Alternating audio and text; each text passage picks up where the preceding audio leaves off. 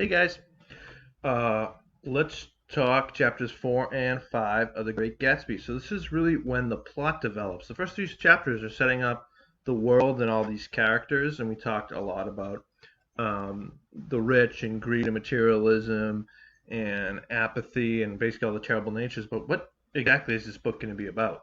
Well, we get a little bit of a curveball here because it may not have been what you expected. So let's get into chapters 4 and 5. So it starts off with more Gatsby mystery, and this time they think he's a bootlegger. And now, what a bootlegger is during the time in the 20s and 30s, there's something called prohibition, which banned the sale and drinking of alcohol. Although this didn't stop people from drinking, it became the most popular drug, and a whole criminal underworld developed in making or getting alcohol into the United States. And they suspect, people say, oh, that's how Gatsby made all his money.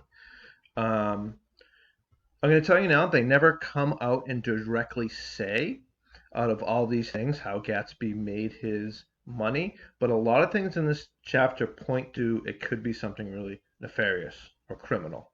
Okay?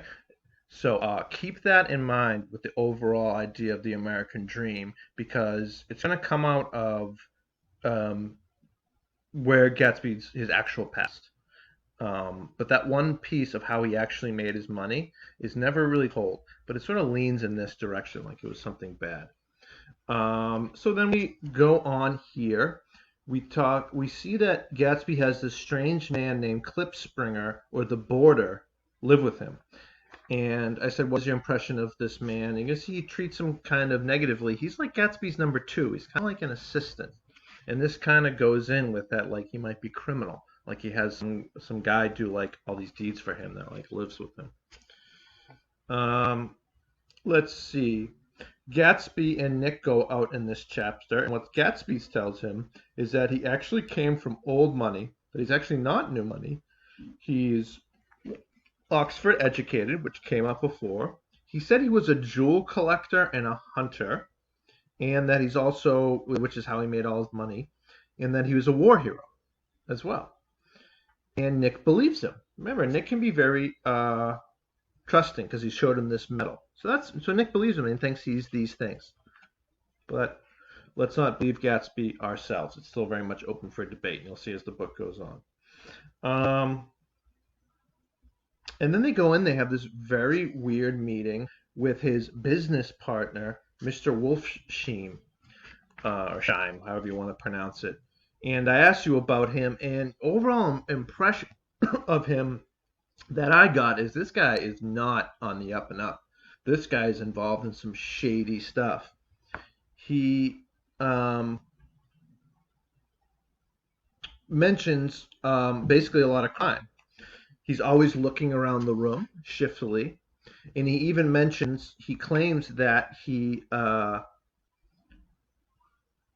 when Nick asks about him, that's the guy who rigged the 1919 World Series. And now I ask you to look this up too, and look up the Black Sox scandal, because this is when members of the White Sox baseball team with who they were playing were found to be guilty of taking bribes to throw the game. And so this Wolfsheim guy is claiming that he put this together. So this is like a crime on a level that would like hurt the whole national conscience. Imagine if you found out today that the World Series was thrown by one of the teams, right? We sort of had that steroid scandal. That can be comparable, and everyone was sort of like disillusioned because this is like America's pastime and everything. So this is a guy that was willing to cheat on that. And this really cut America deep when it happens. I'm like, oh my Lord, these people are so terrible that they're willing to cheat on the game of baseball, which is like America's identity in a lot of ways. So let's see. And then it goes on and it talks about the past between Daisy and Gatsby. And this is where the real plot develops.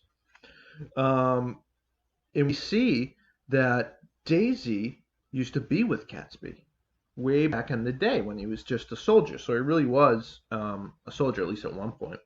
And if we find out that Daisy really didn't want to marry Tom, and I think it was either that day or the night before, she got very drunk because she didn't really love Tom. Who do you think she loved? Hint, hint.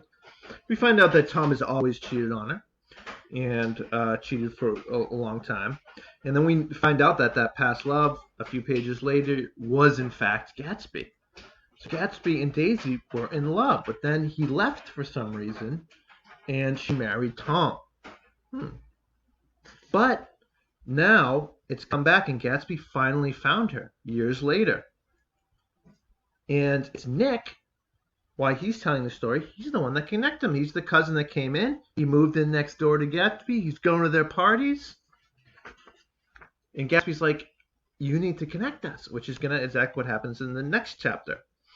And what he wants her to do is to come over to see his house.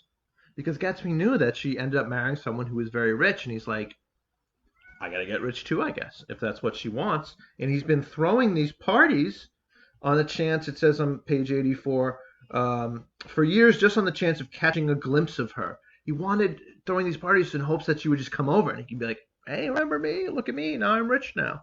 And he bought the house across the bay, we're going to find out, that green light in the next chapter, that was Daisy's house. And that's why he was reaching out to it before. So what is this story at the heart? Why are all these people? It's a love story, guys. This is Gatsby's trying to rekindle their romance in this world of materialism and greed and all these negative things in the middle of it. At the core of it, Gatsby's doing all this for love. So keep that in mind, because it really adds to his character that the reason he does everything in the book, the parties, the excess, if he's practiced a criminal and this is how he got his money, so he can rekindle his love with the only person he ever loved, with Daisy. We'll see if he's able to do that. We go to the next chapter, chapter 5. And this is when Gatsby and Daisy get together, and he's incredibly nervous, and they go back and forth, and they sort of need, one of the questions is, it's been 5 years, it says, and he wants Nick there, and the question is like, why is he there? And it's like Nick has that purity to him. Nick, one, brings them together, but he keeps sort of like leaving, and then they kind of float back to him. Remember, Nick hasn't been corrupted the way they have by money and greed and stuff. So they kind of like having him around because he's honest and he's pure. And something that you're going to see that they've kind of lost. And they think sort of he can help them get him that. She mentions that he inherited his money, so that's another thing. And when she comes up, he just says, well, how did you make it then? He's like, well, that's my affair. More like he doesn't want to tell anyone, because guess how he made it? Not too great. We see that they were in love, that they're falling into each other's eyes. That's like Nick disappears for a while and stuff. I always mention that like that old flame from 5 years ago is suddenly back. And then we get to see, he shows her around Gatsby's house. And it is amazing. He has all these wonderful things. And there's this great description of his library and his halls and all these things. But then one of the questions I asked, and he's done this all for Daisy, again, because he thinks that's what he wants. At the heart of it, where he lives and where he spends most of his time, his room is this simple little room. The only thing it has is this dull gold toilet seat. And one of the questions I asked of you was, what do you think that is, that his room, like the heart of the mansion, literally and figuratively, is so plain and simple? And I think that's who Gatsby is. I'm going to see that a lot of this wealth and stuff is like just a veneer for Daisy. And really inside him, he's just sort of this plain, honest man. But he's done some bad stuff. I don't want to spoil too much. But you can see he's a very complicated character in that sense. So he kind of has a heart of gold, which is what, is literal and figuratively here. But has he been corrupted too much? That's the big question of the novel. And then all this stuff comes up about recapturing the past. And this is going to be a theme that comes up again and again, because that's exactly what Gatsby's trying to do. And he says, Nick writes, he had passed visibly through 2 states. This is after they'd been hanging out a while, Daisy, Gatsby, Nick, and was entering upon a third. After his embarrassment, when they were all nervous, and his unreasonable joy, when they started falling back in love, he was consumed with wonder at her presence. He had been full of the idea so long of getting Daisy back, dreamed it right through to the end, waited with his teeth set, so to speak, at an inconceivable pitch of intensity. Now in the reaction, he was running down like an overwound clock. And you're going to see that this is sort of the start of that. Can Daisy live up to this expectation? He's done all this 5 years for this moment to get her back and see what happens. Could anyone live up to that dream of like, I am going to work so hard for a person for this long and then surprise them? Even if you got them back, what it's like, think of the intensity and all that and what it means for the pursuer. And you're going to see a lot of this is how Daisy was to him in the past, but a lot has changed since then. Is he going to be able to recapture that? And then we do find out that the green light was Daisy's dock, and this becomes a symbol that this was what everything Gatsby strived for. So it's what like the American dream wants. And the American dream, at least for Gatsby, he wants love, something pure and honest and good. Who can argue with that? Doing things in pursuit of love is bad. So deep down, that's what Gatsby wants. That's really important. And then he mentions briefly this Dan Cody, and he says he's a friend of his who died. And then again, he pulls back. We're going to get more on this because this Dan Cody is going to become important in the next few chapters. A little bit more with Kip Splinger doing some stuff for him, showing how he's his number 2. And then we have again this reality versus fantasy of Daisy. There must have been moments, even that afternoon, when Daisy tumbled short of his dreams. Not through her own fault, but because of the colossal vitality of his illusion.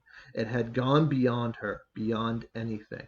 And this is a comment on America and the American dream. Do we make it up too much? Do we expect too much of ourselves? And we can never live up to that. And we're always going to fall short. Why are we always reaching for this idea that America is the place where everything's going to go right? Look at today. It certainly doesn't. So why do we keep thinking that this is the place where all our dreams can come true? And that just isn't true for so many people. Will it happen for Gatsby? Will it happen for Nick, Daisy? We'll have to see. And then in the end, he leaves them there together. Now, we're not going to have time to finish the book, but the stage has been set, okay? You have all the characters here. Nick, Daisy, Tom, Gatsby, and all that. We got sort of Tom as the villain. And now we have Daisy, who really has to make the choice of the novel. Do we think she's going to go back with Gatsby and leave Tom in this sort of security of old money and what he has for Gatsby re-entering his life and the true love she had for him? Or is she too set in her ways by now and likes where she is? Is Gatsby going to get what he wants? Is it even what he wants after all this time? Has what he's been engaged in these 5 years with his potential criminal activity, has it corrupted him too much to even truly love and be noble again, like we want to think of America and the American dream? What is Nick going to get out of this? How is he going to be affected? Where is he going to end up? Is he going to stay in this world or go back home? Remember, he's from the West. What would that mean? This book goes right to the end with shaping those ideas. So much so that the very last lines of the book are maybe the most powerful in any American novel, and have a wonderful comment on America and the American dream. I'm sorry I'm not going to be able to finish it with you guys because we've just run out of time here. But keep reading and email me any questions, look stuff up, because I think the parallels of, is America really that great country we claim to be? Is this a place that is truly special and that can truly be more than just the regular, mundane of what we may think of a nation? Will that push people to be better? Right now, it's certainly not looking that way. But maybe after all this craziness is done, maybe we will emerge better. That is certainly the hope, right? And as I said in my other video, that's a lot. That's really all we can do right now as we see this craziness. And will we ever get there and truly live up to this idea of what, the great Gatsby, the great American dream? I can't tell you, but I hope we keep fighting for it. So thanks for keep reading it. Email me questions and stuff, and have a great day, guys. Bye-bye.